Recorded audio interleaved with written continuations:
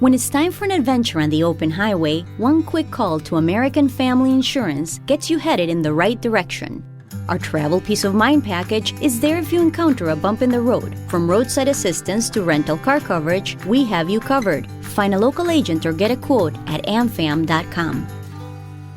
American Family Insurance. American Family Mutual Insurance Company, SI, and its operating company, 6000 American Parkway, Madison, Wisconsin.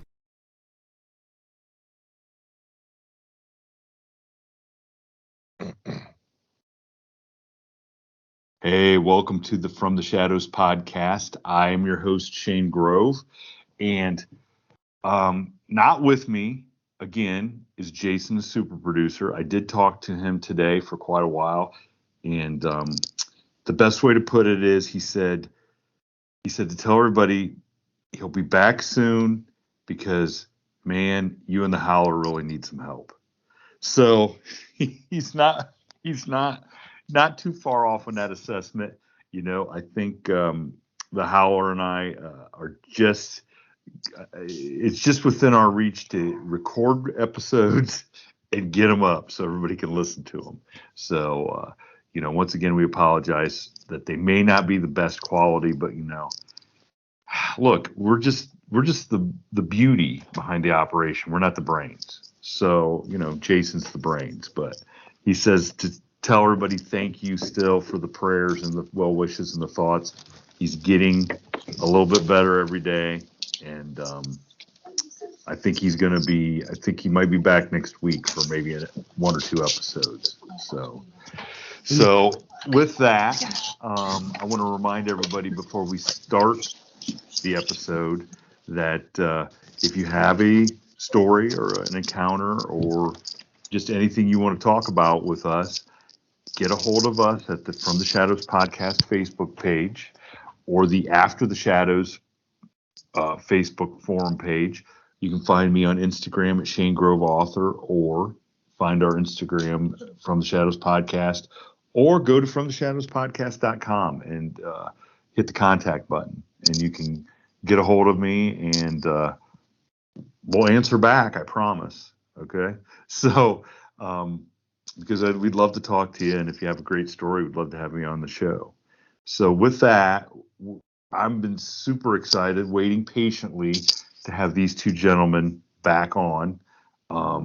They're both previous guests, and they went on a little expedition to find some answers, and they're joining me tonight, and to tell you guys some of the stuff they found. So welcoming back to the program is two of my favorites, Happy and Johny Two Bears. How are you guys doing tonight?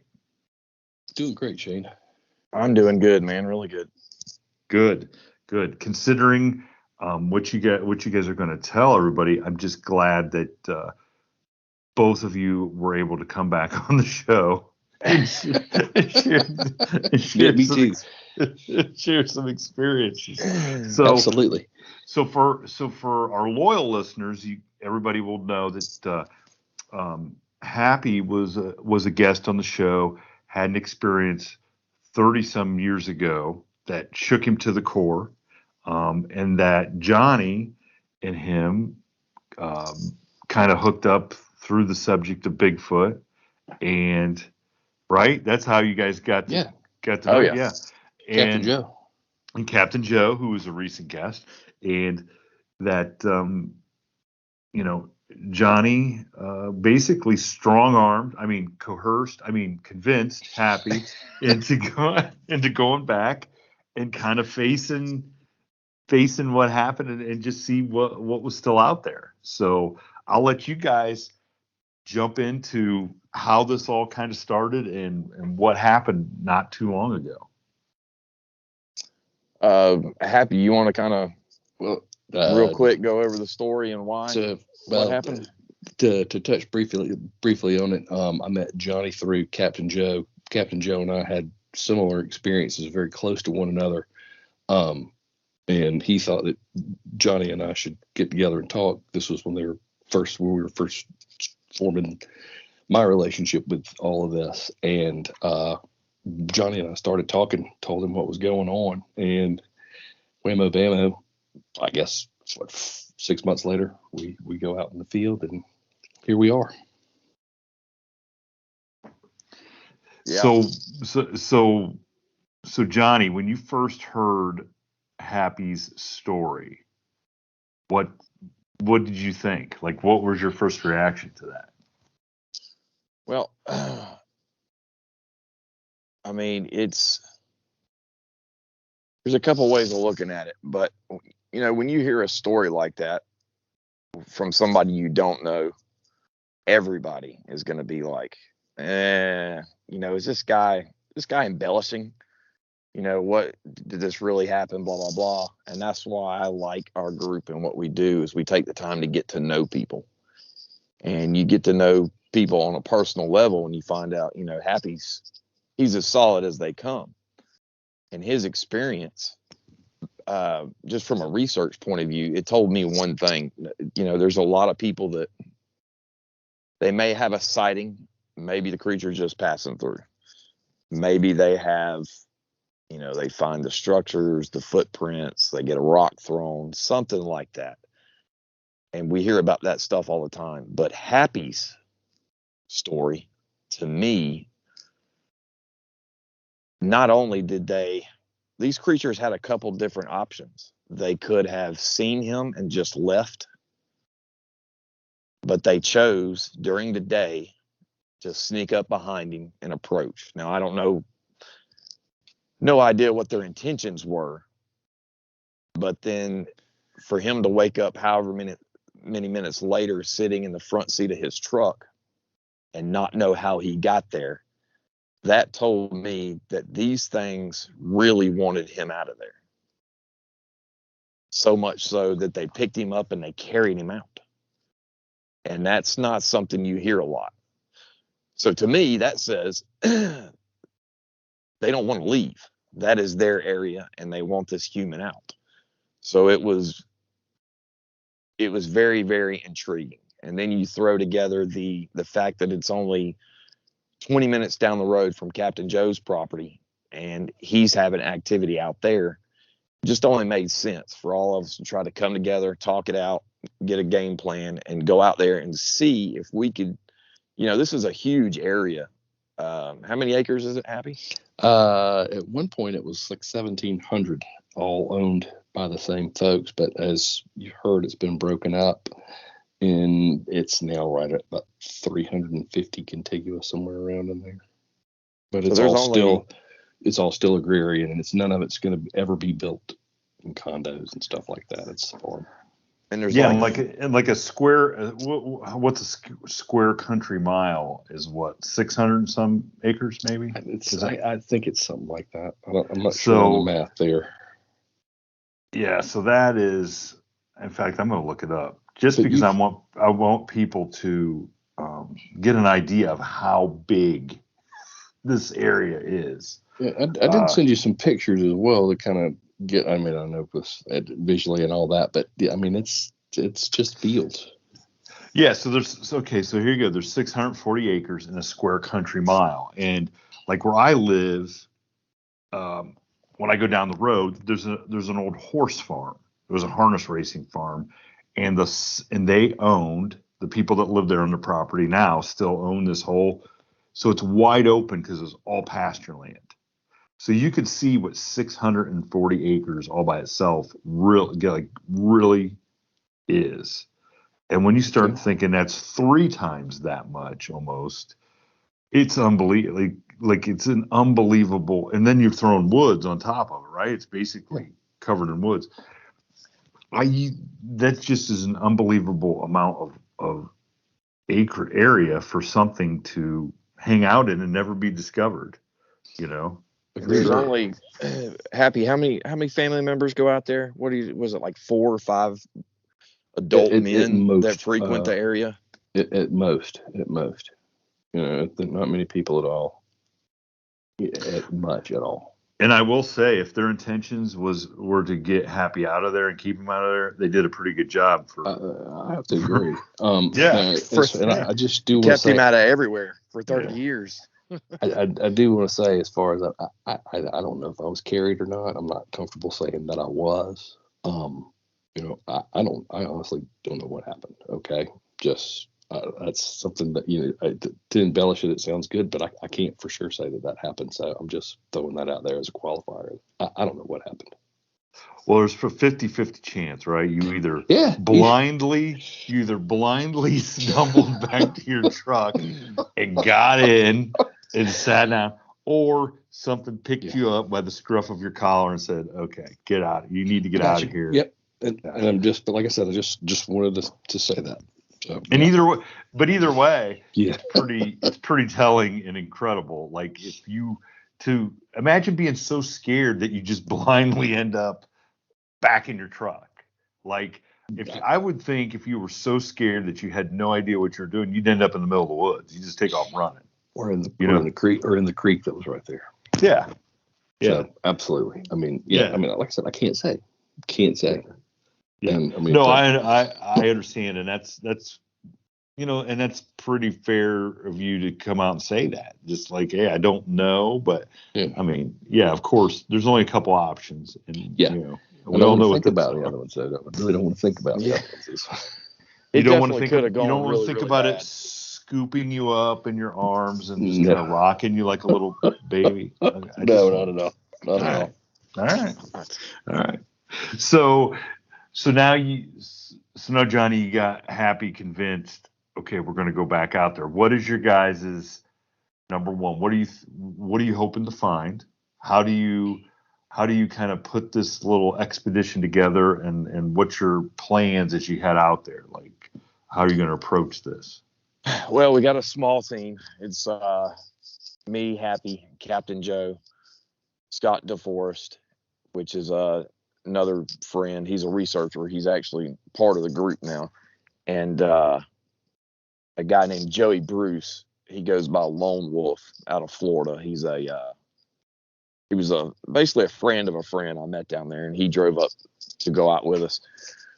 But basically I looked at it on a topo map, and just looked at his property lines, everything in the area, where Happy had. I didn't have a great idea where he had his incident, but I had a pretty good idea, and just tried to look at. There's a big swamp there, and a really, really nice big creek that runs through there. There's all kinds of, it's just farmland and woods as far as you can see. It's just perfect. So we pretty much got the plan together, and the property owner, all of us met up, and we drove out there, and we got out. Property owner kind of drove down a real bad muddy road. He took a loop, and there's everything. It all started, in fact, where Happy had his incident was on this big gas line. And just in case people don't know, gas lines are just like power lines. It's nothing but, I don't know how wide it is. What is it, 40 yards across? And then 40, and it goes as far as you can see, and it's nothing but a clear field basically with short scrub brush or grass, and they keep it cleaned out. But on either side, there's woods. So we got out and we walked through this little stretch of woods, and we came out on that gas line. And Happy, we were all just kind of looking around, getting our bearings. And Happy was kind of going up the gas line. The initial plan, first thing first, is just to get his story again from where it happened, to see if he could find it. Well, we didn't even make it that far, because probably 5 minutes after getting into that clearing, Scott DeForest found tracks. There was a deer feeder right there, and on one side, and that deer feeder kind of comes in play later on. And then closer to the other side of this clearing is where Scott found tracks. Well, when he found tracks, he's looking down, looking at them.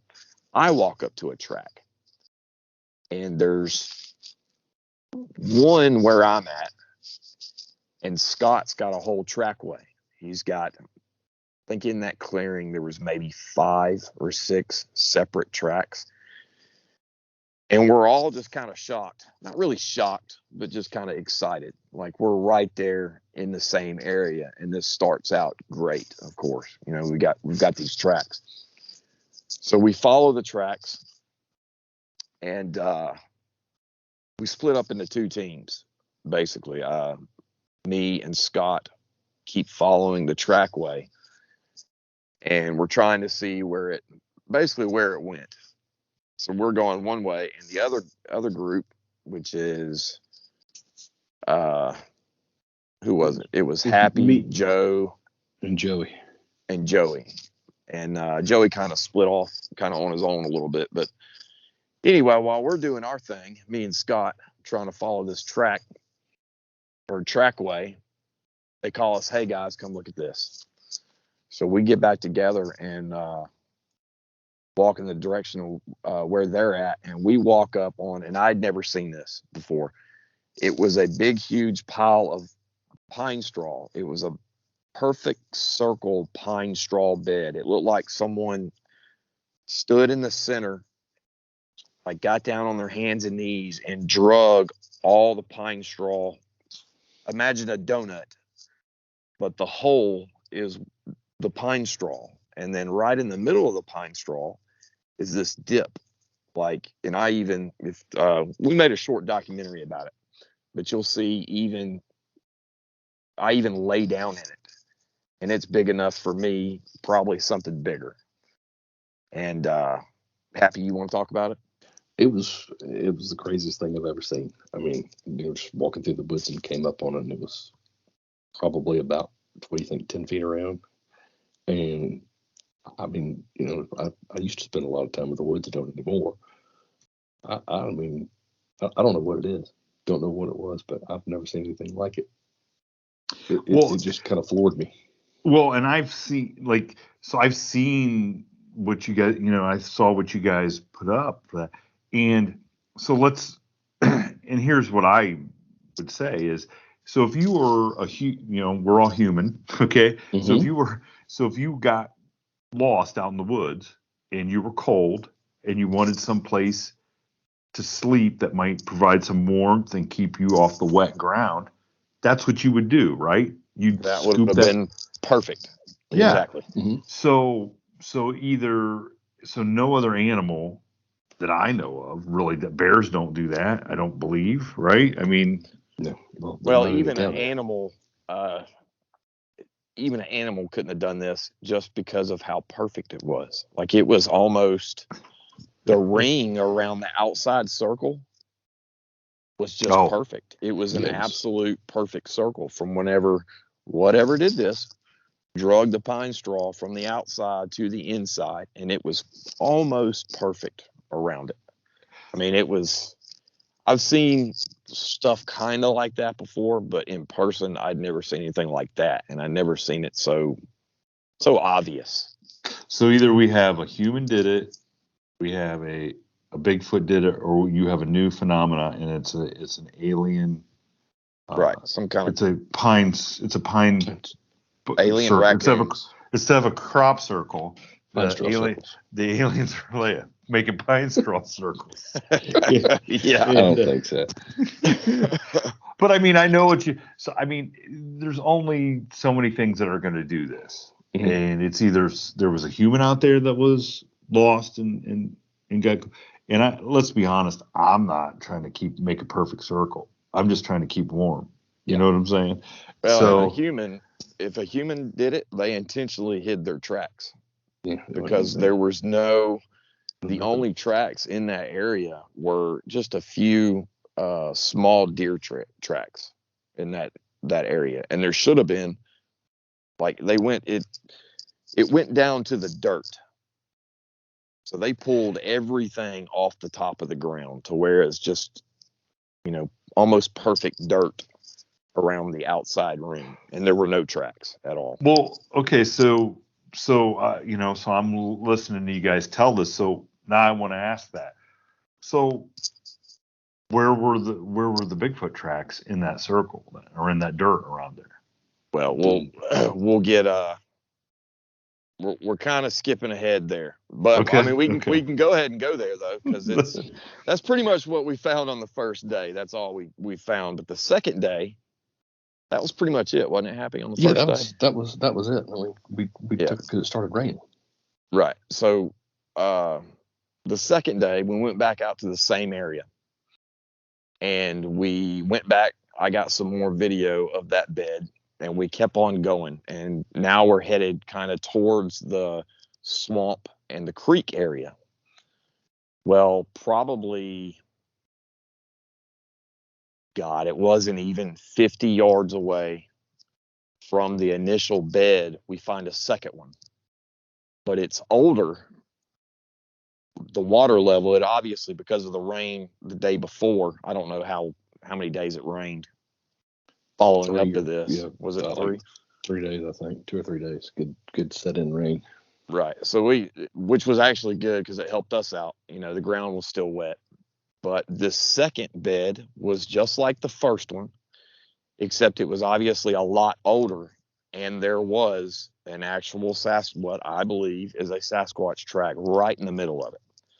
Like one, I don't know, guessing, stood up to get out of bed or something. But it was obvious that the first bed that we found, it had to have been made Like maybe the day morning. before Yeah, or that day. Oh, okay. That morning. Yeah, I mean, That's how fresh the other one was. The second one we found was obviously a lot older than that. So this homeless guy apparently was good with still sleeping out there in his pine straw bed and moved it in the middle of nowhere. Right. So I think. but Look, it's on I think the- a homeless guy's even gonna steal a tent. I don't think. yeah. I'm just gonna be honest with you. You need to Yes. find him and send him over to Ukraine because this homeless man is very hard. He is a hard son of a bitch. Yes, sir. It was rough out there, man. It was wet, and it was nice in the daytime. It got pretty chilly. Yeah, the weather went good. But on so that's the second day we found that, and we kept, basically the only thing that happened after that was me and Joe, we got ahead of the group. We got to the creek, and we spooked something. I don't know what it was. All this is on video too. It's all in the documentary. You'll be able to see it all. But he heard something moving up ahead of us, and I got in front of him, went a little ahead, and then spooked something. And there is a kind of a bamboo area, a bunch of bamboo. Whatever it was ran. It sounded like maybe 15 feet, and then just that was it. No more movement, no more nothing. And I got a little too excited. I tried to make a little impromptu bridge across the creek. It didn't quite work. We christened the Apparently, amphibious Did you get forces. that? Did I'm you not get an that on engineer. video? Did you Yes, get I that did. on video? Okay. But I All didn't right. put it in the documentary. But Whoa, I'll send it. what kind of- I'll send it to you personally, so you can Okay. laugh at me. Okay. Like we got to wait for the deluxe DVD edition, Right. The blooper reel. Okay. The director's All right. cut. Director's cut. Yeah. So I dunked myself. I went back in there, looked around. I didn't find anything obvious. We didn't hear anything move again. We don't know what that was. But that was really the only thing that happened that day. Or that's the second day. So that night, we decide that me, Happy, and Scott DeForest are going to stay there in that initial area where we came in at, where we found the tracks and where the feeder is. And everybody else, for whatever reason, a few of them went back to the cabin, and then the property owner, he went home. And we didn't plan on spending the night because we had a cabin. We're spoiled. We had a cabin 20 minutes away. But we were going to hang out there and see what happens. So, I don't know, maybe about an hour and a half into being there, we hear 3 howls, very obvious howls. Now I think their odds are they're probably canine, coyote, right? Either dog or coyote. I'm going to go with coyote. But that wasn't the interesting part. What the interesting part was what we missed. in the recording, and I do have this. I put out audio recorder on one end, probably about 50 yards away on the other side. And then I put a GoPro on top of my vehicle. My vehicle was parked where the gas line is. So I put a GoPro on top of the hood, and then we were all hanging out behind my vehicle. We built a fire, and that's where we were at. So after this howl, these 3 howls, we're like, okay, cool. Howls, blah, blah, blah. Well, what we didn't realize is that after these 3 howls, the GoPro caught something in the woods that was very close to us, and it makes like 3 huffing noises. And I'm not even going to attempt to describe what these noises are. You're just going to have to just watch the documentary. But we did not hear those in person. But, luckily we had the GoPro up there. So let me get this straight. So you heard so you did hear stuff, and then the GoPro picked up some other stuff at the same time. Right. So and the reason why we missed it is because there's 3 howls, 3 individual howls, one after the other. And on the third one, during the end of the third howl, is when we pick up this vocal. And it was basically these huffing noises, like a caveman over in the woods talking is basically what it sounds like. Well, we don't hear this. But where we were sitting was also about 10 or 12 feet from the GoPro, if not more than that, as well. Because it was set on the hood of your truck, correct, Johnny? Yeah, I show a picture of our exact location and everything, again, in the documentary. So imagine I've got a Bronco, and it's parked maybe 20 feet away from one side of the wood line, and then we're behind the Bronco about 10 feet. So from where that wood line is, that's where these huffing noises come from. So we missed that completely. Well, maybe an hour later, we just been talking all night, going and getting wood. The only strange thing that we had really had up to that point was I had a parabolic microphone out there. And every time it was just me too. I don't know why. I didn't have any electronics on me or anything like that. But anytime I would walk in the woods and Happy would put that parabolic on me, he would get some kind of static, some kind of feedback. Really? And yeah. And it was only me. We even switched out. We had Scott would walk out there, and we would test it, and then Happy'd walk out there, and the only person that would do it on was me, and I didn't have anything on me at all. What are your fillings made of? My what? Your fillings in your teeth. Like I don't have feelings, man. None in my teeth and none in my heart. I had no feelings. I ain't got no feelings. Ain't got no feelings. No, but I don't know. There's I can't understand. I can't explain that either. It was the weirdest thing. You turn it, and Johnny'd walk out, and it's static, and he'd walk back in, and the static would go away. I have no explanation for that. That's kind of, and see, there goes, that's stuff that's going on that's just not that's not like natural. That means like there's a little bit of something else at play there in my mind. But my mind's kind of warped. But I'm just saying that you're not. I've seen it time and time again, man. And I'll say 100% that I think these Sasquatch, whatever they are, they're flesh and blood. But there is something else that is either connected to them or following them, or somehow connected that's, I don't know, beyond flesh and blood. And I don't know what that... A click off. They may not even have anything to do with each other. I don't know. All I do know is that a lot of times these weird electrical... We've got not to go too far into a tangent, but Scott DeForest went with our other partner, Angie, 2 weeks after we got back. They went to the Okefenokee Swamp, and they had some really crazy experiences with orbs and just some Electronic other real signs. electronic stuff. So it's very common, for whatever reason. It's a very common side effect to all this, and I don't claim to know what it is. I just know it exists. Well, I'm glad.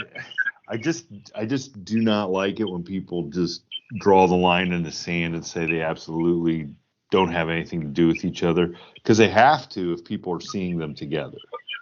Okay. Well, which gotta, they don't like, but I like your explanation of it may just be following alongside, and they may not even know. They may not even understand what's going on.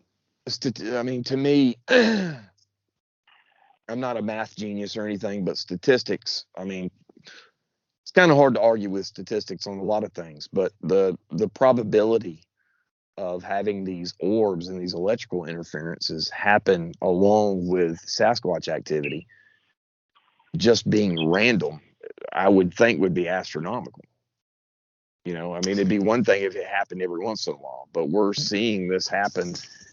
And I noticed when I first got into this years ago that, you know, I've talked to several different researchers that have been doing this for a long time, and they don't talk about it openly. But if you get them, you know, on a phone call and you get to talking and you're being honest with each other, a lot of them will come out and say, yeah, man, I've seen the same thing. These orbs are extremely common with this. You know, it's just a related phenomenon. And I don't know, like I said, I don't know what it is, but you can't ignore it. You can't just throw things out because you don't understand it. Yeah, So, exactly. Or it doesn't fit your narrative. Right. Exactly. But, I mean, for how many years, 50, 60, 70 years, the government and everybody else tried to discount the fact that people were seeing, you know, spaceships or UFOs or whatever, and then finally come out and say, well, okay. I mean, it's just not everybody, like you said, statistically impossible for everybody to just be imagining something or lying or making it up. That there's not a certain percentage that truly do see and experience everything they're talking about, you know? And, you know, so I don't know. I just feel like if you're going to, you got to really have an open mind. Okay. You really do, because I mean, I walk, this is totally off. I'll say, but I'll sometimes, as I'm walking during the day on the mail route, I'll wonder, okay, does this car in front of me in the driveway, do they experience this car looking at it the same way I do? Right. Like, do you know what I'm saying? Like, do you take shared that perception? in? Yeah. Do you see it the same way I do? The same shade, the same, like, tires look the same? And so it comes into where, like, if somebody, you know, we talk to people all the time that see ghosts, you know, they see spirits, but the person right beside them will not see the same thing they're seeing. Okay. So does that mean that the one person is not really seeing that? Or does that mean the one person is not acknowledging what they're seeing, or that they're seeing the same thing but in different perspectives, you know? And so until you kind of understand that, how can you discount what anybody says? Because everybody's looking at it from a different perspective, and they're trying to put it in a different, you know, whatever box is familiar with them. And yeah, I do understand people saying, I cannot, it's hard enough for me to wrap my head around that there's a giant ape running around. Right. But now you want me to say that giant ape climbed out of a tennis-sized ball of light coming from another dimension? I can't do that. Right. I can't do that, you know? So. Well, you also have to think, if you're sitting there talking about a giant ape, you would kind of think that you would be open-minded enough to explore other possibilities as well. But unfortunately, it doesn't seem to be the case all the time, does it? No, and the people that say, So they've really like, yes, there is a giant ape out. With any dream, the wind won't always be at your back. The sun won't always be shining, and some rain is going to fall. American Family Insurance is like a good solid roof that you can trust to protect your biggest dreams. With plans that could save you up to 23% when you bundle your home and auto. Also, you can continue to dream fearlessly, no matter what comes your way. American Family Insurance. Get a quote or find an agent at amfam.com. Visit amfam.com to learn how discounts may apply to you. American Family Mutual Insurance Company assigned its operating company, 6000 American Parkway, Madison, Wisconsin. Here, but there's nothing else. Right. You know, Yeah. they're so convinced. They're so convinced that Okay. there's a giant ape. No, so they've That's really, what I'm saying. yeah, they go like, okay, we know this, but don't talk to me about anything else. Right. That's just completely off. That's faulty. Yeah, that's just nonsense. And I have a good friend, and he'll listen to this podcast, and he always like he'll text me or whatever and say, you know, I really was buying that guy's story until he saw a ghost. Right. And I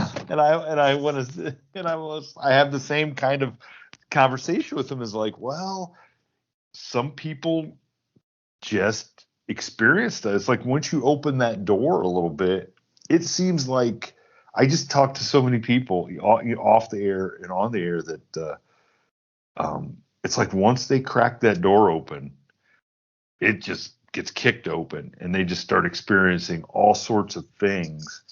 And you just, I don't know how to explain that, because I really think you can see stuff or experience stuff, or you're so closed off that you just aren't going to see or experience anything no matter what.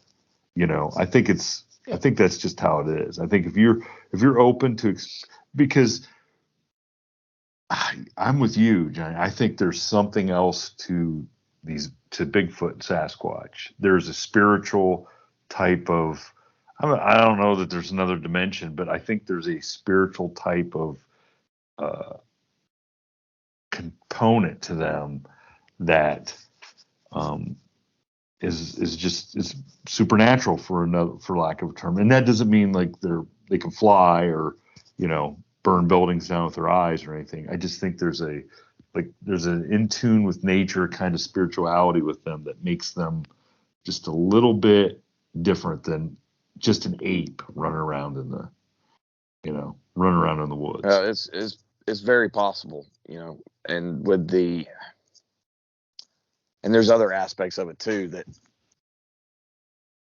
you know, they may not even, these two phenomena, let's say the orbs and the Sasquatch, may not even be connected at all. Like we may not even be able to understand the reason why they both happen at the same time. Maybe we just simply can't wrap our heads around it because we don't know really everything that makes up the fabric of our reality. You know, humans, we're the worst of thinking that we've got something figured out. You know, we don't know anything. We don't know anything. I mean, like, don't know anything at all. aspirin, for God's sakes. You know, how long's aspirin been around? You know, you take a baby aspirin a day for, you know, prevent heart attacks, and then they come out and say, oh, well, aspirin may cause bleeding on the brain, so maybe don't take it for it. It's like, that was aspirin. We couldn't figure aspirin out, you know? Yeah. We got all this other stuff out here. Let alone orbs. So, Right. But so that was like I said, we missed that. We didn't even, luckily we just got those huffs on the recording, and timeline wise it was maybe an hour after that we're all sitting around talking, and I heard what sounded like a thump or something behind me. My back is to the woods again, same tree lines about 20 feet away. And you'll hear in the video, I said, do you hear that? And they're like, no, what'd you hear? And I'm like, I don't know. It was like a thump or something. And right after I say that, a rock hits my vehicle. And it goes, dunk. And I'm going to warn everybody now, if you do go find the documentary or watch it, at this point, I'm cussing like a sailor. And I'm sure both of them are too. Because one, I got a brand new vehicle. Somebody just threw a rock at it. One. So you don't care. Two, You don't care if it's a and you don't care if it's a Bigfoot or if it's you know, somebody playing a joke on you. It's like, Right. come on, Don't mess with seriously. my car. Right. And You I know, said, you're like hit Happy in the head with a rock. Don't. yeah, or hit me, man. Throw it at me for God's sakes. But the GoPro picks it up, and you hear us all say, it goes chink, and I said, "You hear that?" And we're both, yeah, hell yeah, I heard that. Blah blah blah. And then there's another. What is it? Another huff or a grunt? It's a kind of a grunt, and then you can hear all of us say, "I heard that." Right.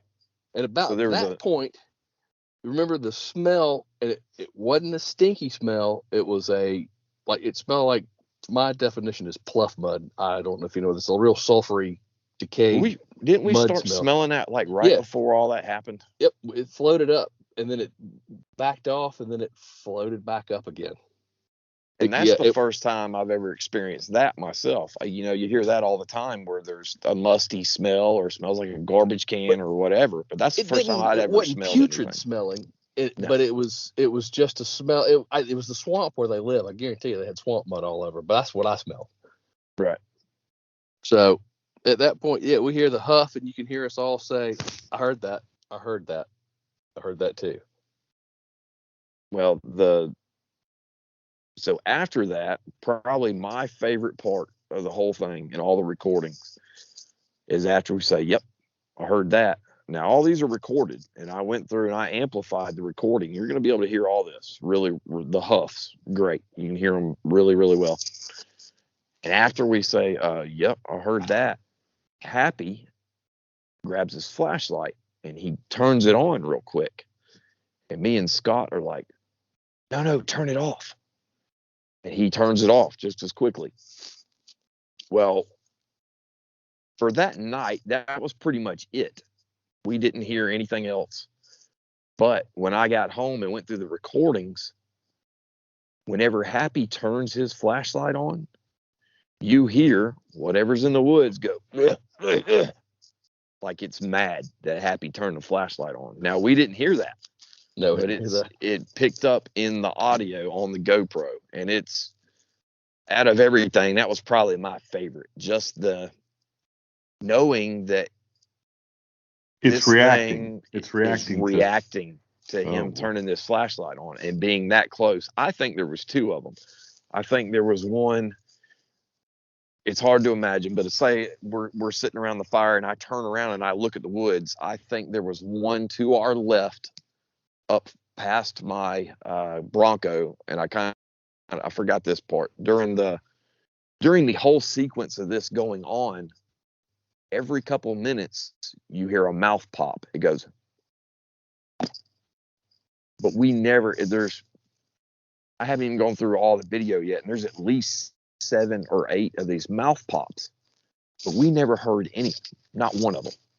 But it sounds just like the whatever other witnesses and researchers have witnessed or recorded, and it's a mouth pop. I don't know why we didn't hear it. What the most sense is that it was a lot closer than I thought it was, because that GoPro's picking it up and it's obvious. And then I think there was also the one, again, if I'm staring at the wood line, there's also one to our right, probably a little closer than the other one. And that's the one that does the grunting. But we were, Happy, you talk about how you felt after that, man, and what, take it away. I wasn't as scared as I thought I was going to be. I'll tell you that. After all that happened, it really was, it was kind of cathartic to me. And like Johnny likes to say, I feel vindicated. And yeah, after all these years of wondering what the hell I really did see or didn't see and why I wasn't in the woods, it felt good to have other people out there validate with me that we're not imagining things. And there's something out there, man. We're all convinced now. And, there are 2 of them that snuck up on us. And what scares me to death is we didn't hear any of that. We didn't hear. We heard what they wanted us to hear, is what I'm thinking. And I'm still kind of processing it, guys. I really am. it was fantastic, and I'm not going to go out there by myself, but I'll do it again. Well, we're already planning. Captain Joe gets back in town, we're gonna head out there again. So No, Yeah, Happy, Happy's hooked, did, man. Happy, you didn't even know it. You're already going back. You're already going back. Yeah. You got me? Yeah, we got you. Yeah, we can hear you. All right, sorry about that. Yeah,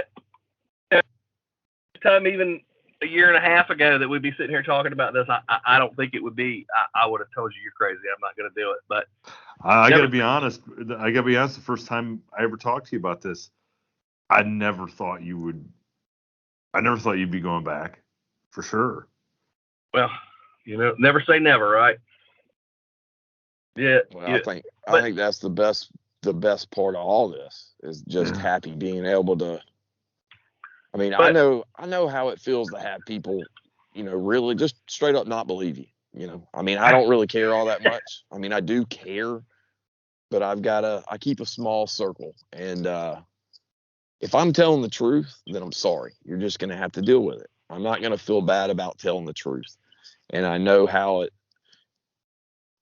had to keep this bottled up for almost 30 years, and I was just really, really happy that we were able to find that, and to give some valid, and we're not done. There's more to find out there, I believe. Absolutely. So we're going to keep hitting it, We're going back. The only disappointing part of this to me is that you guys did go back, because then Happy goes, hey, anytime you get down to Georgia, you're going to come and go. And I don't have an excuse. I don't have an excuse to say why I can't go, because I didn't get drugged. I didn't pass out and get drugged back to my truck. I'm just sickened.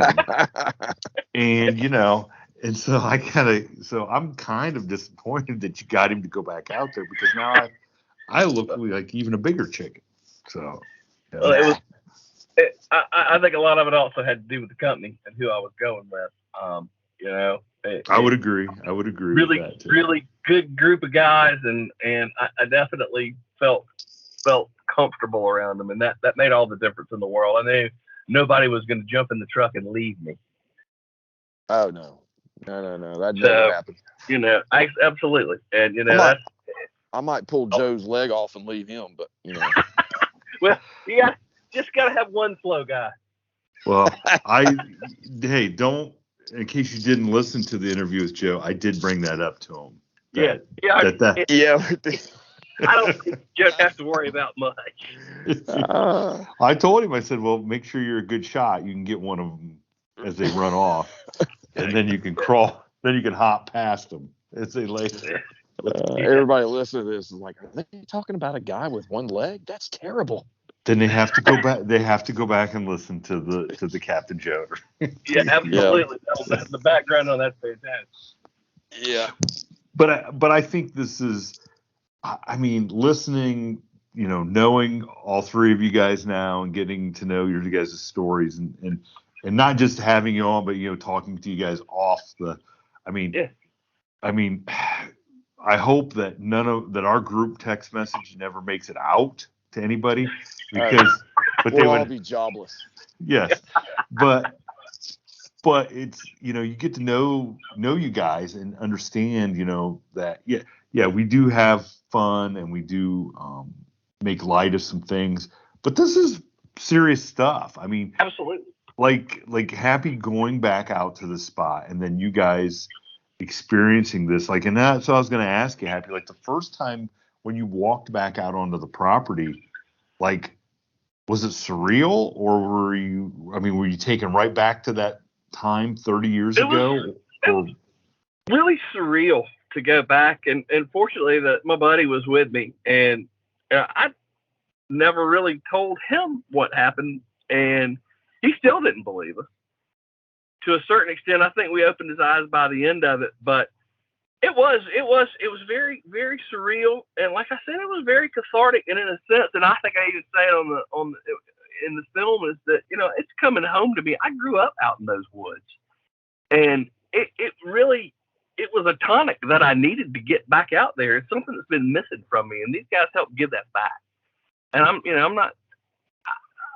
I just, I'm thankful for that. And, I'm glad to be able to get back out in the woods. Yeah, and I do hear a lot of people I've talked to, and a lot of people I hear on other shows. It completely changes their life to where they were like you. They something they love doing, they just stopped doing. And so I really I really do hand it to you, that getting back on the horse, so to speak, and facing your fear. So it only took 30 years, but thank you very much. No, there you go. I mean, look, so sometimes that's what it takes, right? Yeah, time heals all wounds. Well, he didn't just, take us out there and then get answers and then he's good. He's doing this with us. Like, he joined the group. He's now doing Sasquatch research. I mean, he's taking the plunge altogether, man.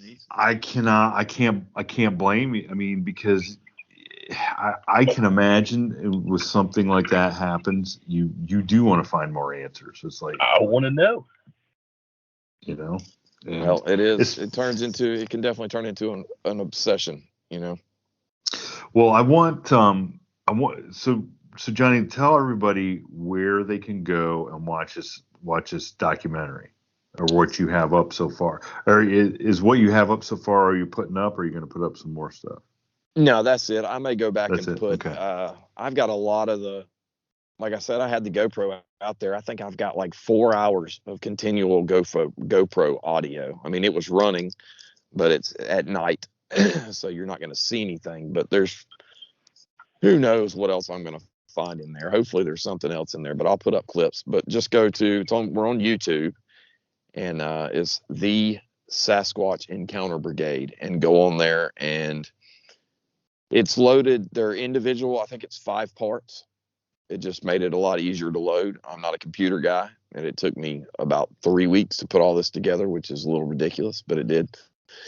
But suddenly I don't feel so bad about how bad it is for me in the holler to get stuff. Oh no, don't feel bad at all. Trust me, I can put you to shame. I promise. I tell you what, nobody's as fearless as Johny as far as jumping in and doing it, though. Yeah, I'm scared to death. Have to. I'm scared to death of losing something and messing it up for sure. But okay, go ahead before. So go to the YouTube on the Sasquatch Encounter Brigade. The Sasquatch Encounter Brigade, and it is under the playlist is the documentary, and like I said, I think it's 4 or 5 parts, and that's the whole experience. I know what I will do. I know Captain Joe, he talked about it a little bit when you interviewed him, but the last part of the documentary is on the 3rd day, and everybody else left. I stayed behind. Me and Happy stayed behind, or left last to help sweep up and stuff like that. And then Happy left. Well, Captain Joe, he wanted to take me and show me where all the weird stuff had been happening on his property. And he goes and he explains everything again. But anyway, we walk out there.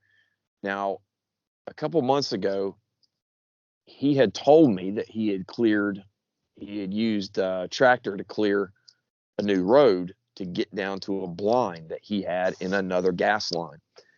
And he sent pictures of, he found a dead, I think it was a Rottweiler, was laying in that new road that he cut.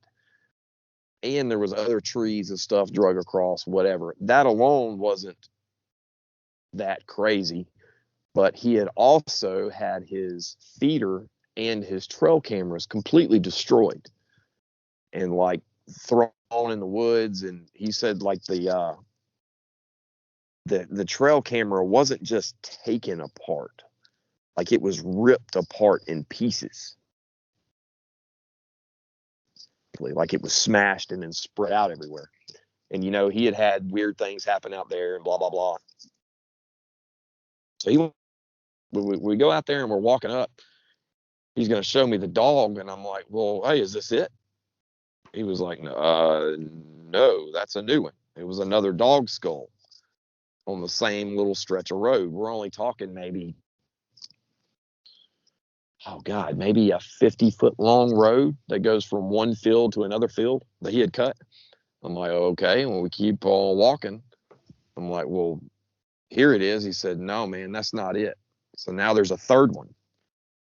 We keep going down to where his blind is set up that looks over this gas line where everything was destroyed. And I filmed him talking about it. Well, on the way out, I'm like, well, we'll try to find how many of these dead dogs are around here. That's crazy.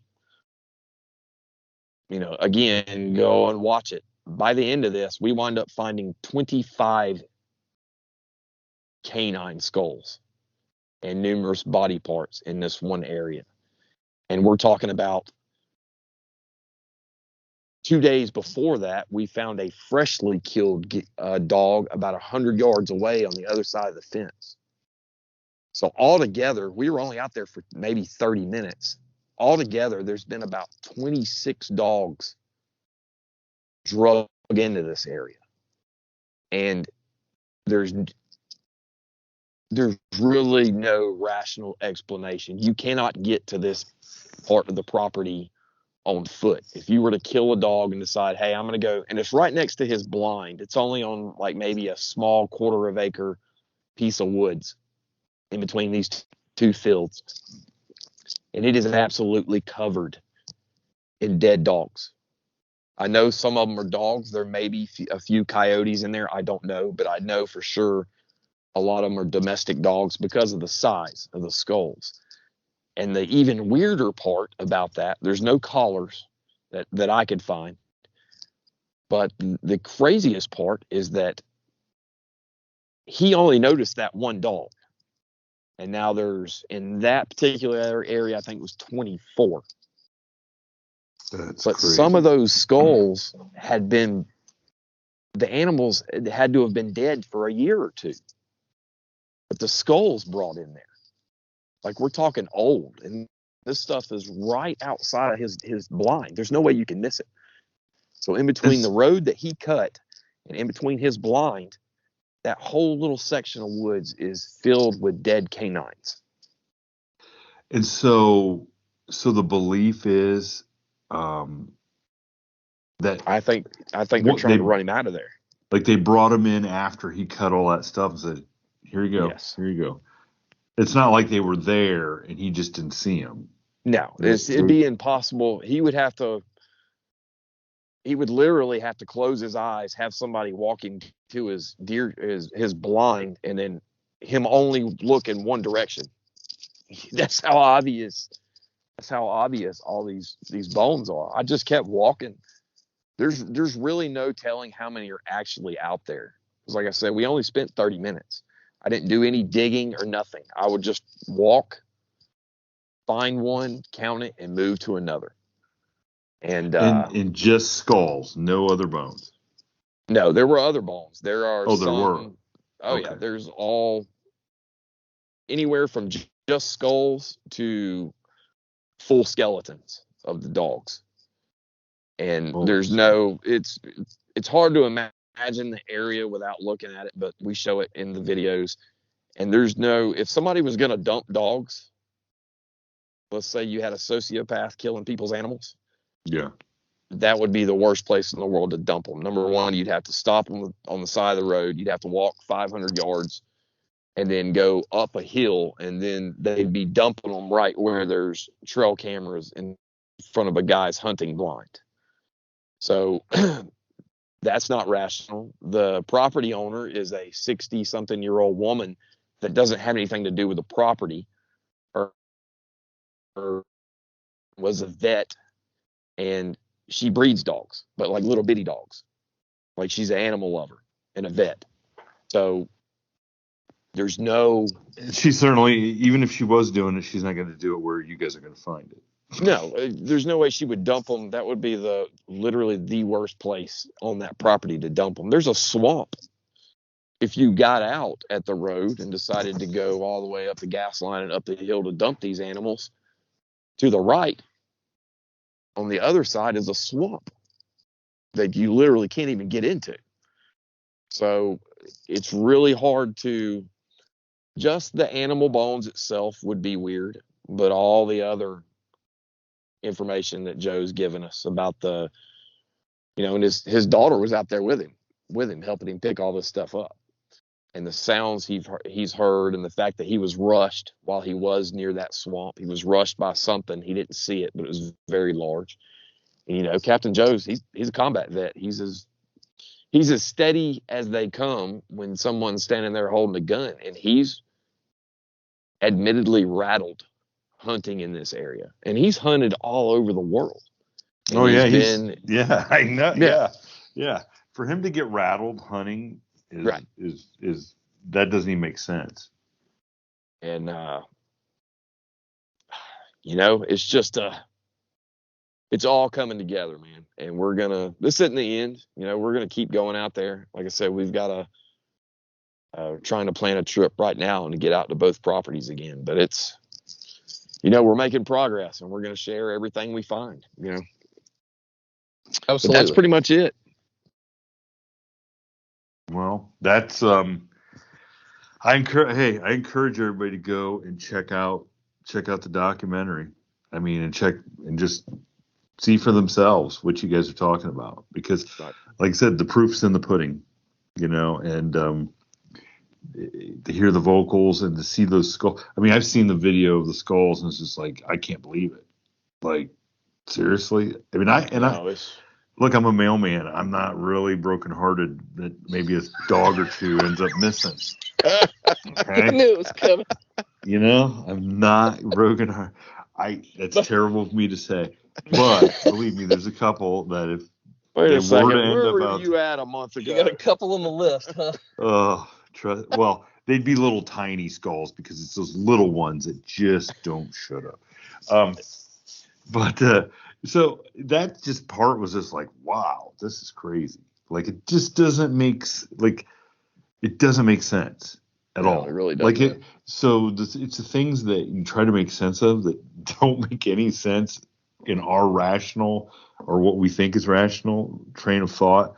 That's what really, that's what leaves you scratching your head. And that there in and of itself that's a mystery all by itself, no matter what you want to connect it to. It'd be like, well, who's doing this and why?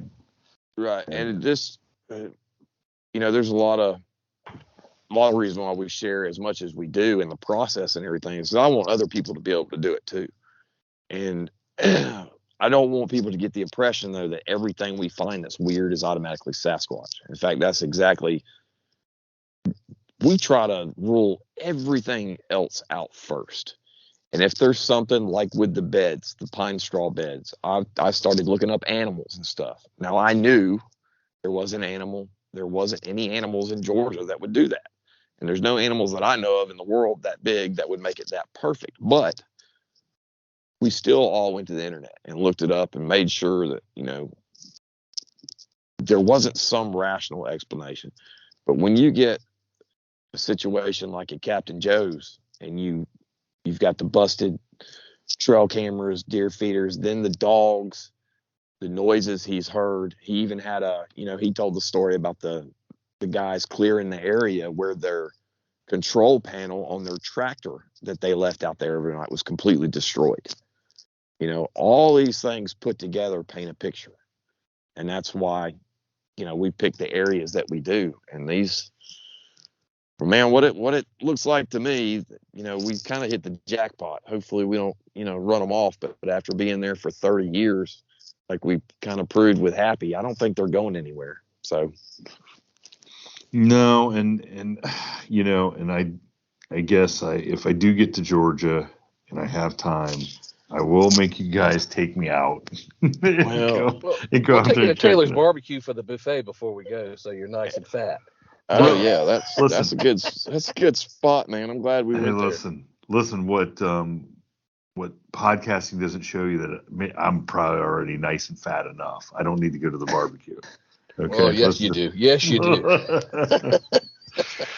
But I appreciate you guys coming on and sharing some stuff about this, and I'm happy that you got back out there and faced your fears. And I mean, I'm looking forward to the next trip you guys go out there to keep. Yeah, I love sharing what you guys are doing because I think you guys are all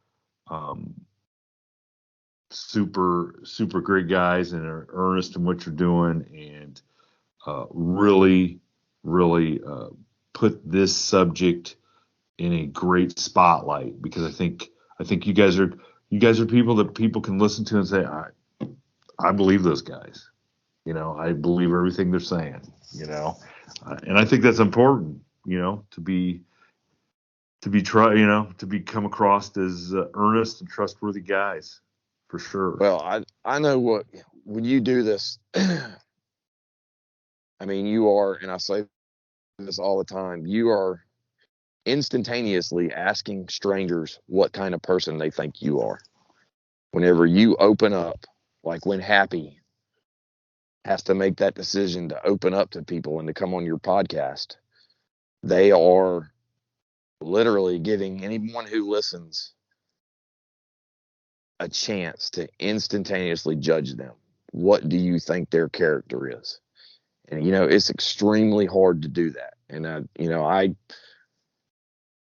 I congratulate Happy for doing that because it's very hard.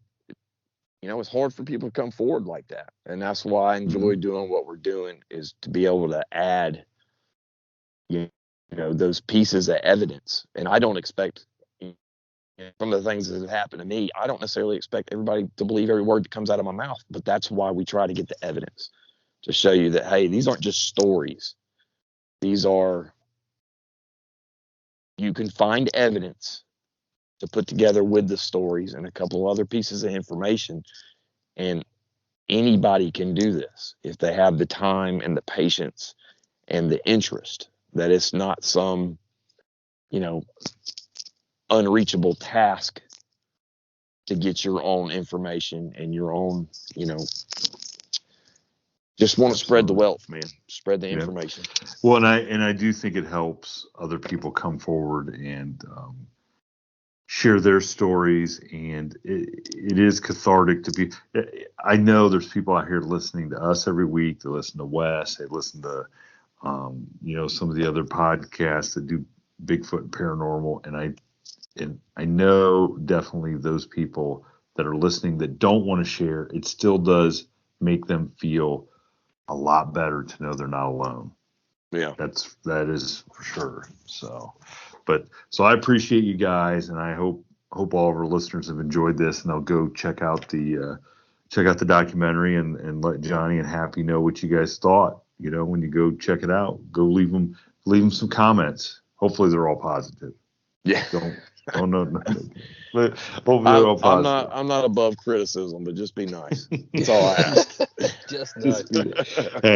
Hey, there's no reason to not have respect and be nice, because even if you don't agree with everything that is presented, you guys are out there doing the work, so don't hate on somebody out there going out there and spending their time to do the work. I mean, all the money you guys are getting paid to do this, it's probably worth it, right? Absolutely. Yeah. Johny got that new Bronco, right? Yeah, man. Yeah, with a dent in it. He's got a new Bronco with a dent. rock. So, yeah. Did you get Bigfoot's insurance information? I was gonna say that was a hell of a claim to fill out. Yeah. Did Bigfoot come up with the deductible? See that Allstate commercial, huh? Yeah. Yeah, exactly. Shane, you could talk to my wife about all the money we're making on this. Yeah. Okay. Well, hey, Mother Teresa's patience for all of this, and for giving us the forum to come on and share. And what Johny said is true, man. Just we're telling the truth. It's just if you don't want to believe it, you don't have to believe it. But we're going to go out of the way to make sure it is the truth. And everything's not Bigfoot. You just got to look for the stuff that's out of the ordinary. Yeah. Well, I appreciate you guys, and thank you so much for coming back on. And we'll be in touch. We don't have any choice. So, well, you guys have a good night. We tell. Talk to you soon, brother. Y'all have a good All right, you guys have a good night. We'll talk to you. Cheers. Bye. Talk to you later, Happy. When it's time for an adventure on the open highway, one quick call to American Family Insurance gets you headed in the right direction. Our travel peace of mind package is there if you encounter a bump in the road. From roadside assistance to rental car coverage, we have you covered. Find a local agent or get a quote at amfam.com. American Family Insurance. American Family Mutual Insurance Company, SI, and its operating companies, 6000 American Parkway, Madison, Wisconsin.